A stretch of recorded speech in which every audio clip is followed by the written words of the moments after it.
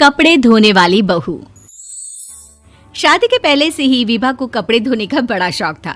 कभी नल के नीचे तो कभी तालाब के पास। अरे मेरी नीली वाली लुंगी नहीं दिख रही है। विभा की अम्मा कहाँ रखी है लुंगी? अरे वो तो विभा ने परसों ही धोकर रखी थी आपकी अलमारी में, देखो वहीं होगी। वो ना मैंने आज धो दी, मुझे लगा कि गंदी हो गई होगी। अरे कैसे गंदी हो गई थी, उसे तो मैंने पहना भी नहीं। हे भगवान, इस लड़की के कपड़े धोने की आदत से परेशान हो गया हूँ मैं। जितना तो घर में राशन नहीं आता उससे कहीं ज्यादा डिटर्जेंट पाउडर का खर्चा है। इसकी शादी करवा दो, शादी जाए अपने घर में ही करे काम, फिर चाहे घर के कपड़े धोने हो या पूरे गांव के। हाँ ठीक बोल रही हो, देखता हूँ मैं कोई लड़का। वो दिन भी आ जाता है जब विभा को देखने लड़के वाले आ जाते हैं। लड़की मुझे अच्छी लगी। होने वाली सास कहती है, बेटी अगर कुछ पूछना है तो पूछ लो। वैसे तो हमारी लड़की बहुत ही शर्मीली है, जो बोल दो वो मान लेती है, इसे क्या पूछना होगा। अरे कैसी बात कर रही हो माँ, मुझे इन लोगों के घर रहना है, सवाल तो कई है। हाँ हाँ बेटा पूछ लो ना, क्या पूछना है। आप लोगों के घर कपड़े कौन धोता है? सास का मुंह बन जाता है। देखो अगर तुम ये कहना चाहती हो कि तुम्हें कपड़े धोने नहीं आते तो सुन लो, कपड़े मैं ही धोती हूँ, लेकिन तुम्हारे आ जाने के बाद मैं रुमाल तक नहीं धोऊंगी। अरे चुप रहना भाग्यवान, बहू बेचारी घर आई नहीं, उसे डराना शुरू कर दिया। वो क्या है ना बिटिया, अभी तक तो ये कल्लू की माँ ही धोती थी, लेकिन अब तुम्हारे पापा तो दहेज में वॉशिंग मशीन देंगे ही। तभी विभा की माँ बोल पड़ती है, सवाल भी पूछा तो क्या। वैसे भाई साहब, मशीन की तो फिर भी कपड़े धोने की कैपेसिटी होती है, मतलब जो बिटिया दे रहे हैं ना विभा, इसे कपड़े धोने का बहुत शौक है। ये आप लोगों के क्या, आस पड़ोस गांव मोहल्ले सबके कपड़े धो दे और उफ तक ना करे। बाहर देखा नहीं आपने कितने कपड़े सूख रहे हैं, सब हमारी बिटिया ने ही तो धोए हैं। बस भी करो ना माँ, शर्म आ रही इतनी तारीफ सुनकर।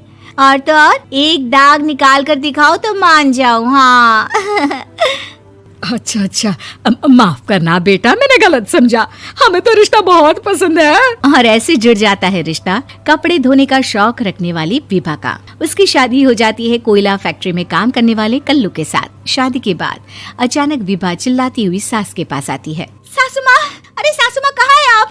ये तो धोखा है, धोखा दिया आप लोगों ने मुझे। इसे ससुर के चक्कर के बारे में पता चल गया। अरे तो उसमें तुझे क्यों धोखा मिला है? अरे नल में पानी नहीं आता, कपड़े कैसे कब धुलेंगे? अच्छा अच्छा, तू पानी नहीं आ रहा उसकी बात कर रही है। तो आपने क्या सोचा?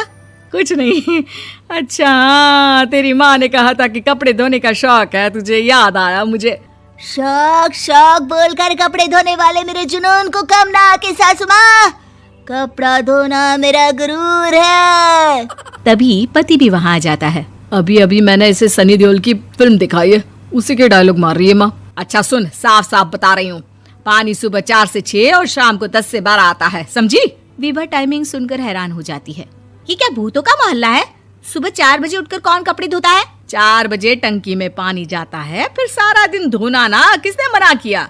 अरे कैसी बात कर रही हैं? 200 लीटर की टंकी में कितने कपड़े धो लूंगी मैं, सुबह ही उठ जाऊंगी मैं। अब क्या था, विभा सुबह 4 से लेकर रात के 12 बजे तक कपड़े ही धोती रहती। एक रोज सास पड़ोस से निकलकर कहीं जा रही होती है कि साथ वाली कहती है, हाँ कल्लू की माँ, जरा ये बताओ कि 2 साड़ी है, 2 ब्लाउज और एक पेटीकोट और एक नाड़े वाला लंबा कच्छा। हाँ तो? अरे तो क्या, कितना लोगी धुलाई ये बताओ। धोबन दिख रहे हैं हम क्या? हमारे पति सरकारी नौकरी से अभी अभी रिटायर हुए हैं और बेटा सुपरवाइजर है कोयला फैक्ट्री में। धोबन समझ रखा है हमें। हाय रे कल्लू की अम्मा, माफ कर दो, वो तो मोहल्ले में यही सब बता रहे थे कि तुमने बहू को कपड़ा धुलवाने के काम में लगा दिया है। सास को पड़ोसन की बात सुनकर गुस्सा आ जाता है। वो घर पहुंचती है जहां घर के बाहर ही इतने सारे कपड़े सूख रहे होते हैं जितने कि किसी धोबन के घर पर। अरे ओ कल्लू की दुल्हन, बाहर निकल। माँ जी यहीं आ जाओ, बाथरूम में चादर धो रहे हैं हम। अरे अभी हम धोते हैं, तुमको बाहर निकलो। ये आस पड़ोस वाले बोल रहे हैं कि हम बहू से कपड़े धुलवा कर उसे कपड़ा धोने वाली बना दिए हैं। अरे छोड़ो ना माँ जी, किन लोगों की बातों में आती हो? आस पास के लोगों का तो काम ही होता है कि वो किसी तरह सास बहू को लड़ा दे। बहू सारे घर के कपड़े धोती है, ये क्या कम है? बोलिए। सास को भी लग जाता है कि वो बहू का ये सनकीपन नहीं छुड़वा सकती, इससे अच्छा है कि खुद ही चुप हो जाए। एक रोज सास और बहू मंदिर जाते हैं, जहाँ सास की साड़ी वहाँ खड़ी भीख मांगने वाली से मिलती है। माँ जी क्या बात है, आपकी साड़ी उस भिखारन से कितनी मिल रही है ना? हाँ हाँ देखो तो, दोनों की साड़ी मिल रही है। क्या बात है कल्लू की अम्मा, तुम खुद को तो अफसर की बीवी बताती हो और ऐसी सिंपल सी प्लेन साड़ी पहनकर घूमती हो। सिंपल और प्लेन नहीं है ये साड़ी। तो क्या सोने के धागे से फूल बने हैं? कुछ भी सासू माँ, कुछ भी। हाँ, बने थे इस साड़ी में सोने के धागे से फूल। मेरे पति लेकर आए थे मद्रास से स्पेशली मेरे लिए 10,000 की। ताहे भाई साहब इस भिखारन के लिए भी सेम टू सेम साड़ी लेकर आए होंगे 10,000 की। सास उस वक्त तो कुछ नहीं कहती, लेकिन बहू के साथ घर आती है और अलमारी से एल्बम निकाल कर लाती है। ये साड़ी देख रही है, ये वही साड़ी है जिसे मैंने अभी पहना था। इस साड़ी में ये जो चमकदार फूल दिख रहे हैं ना, ये सोने के धागों से काटे गए हैं। लेकिन तू लोकल वॉशिंग मशीन ब्रश से घिस घिस कर सारे फूलों को निकाल कर साड़ी प्लेन कर दी। मुझे माफ कर दीजिए सासू माँ। और तो और, जब मैंने तुझे तेरी गलती के लिए कुछ नहीं कहा, लेकिन तूने तो सबके सामने मेरा मजाक ही बना दिया। क्यों? बहू को समझ में आ जाता है कि अब से उसका कपड़े धोना बंद।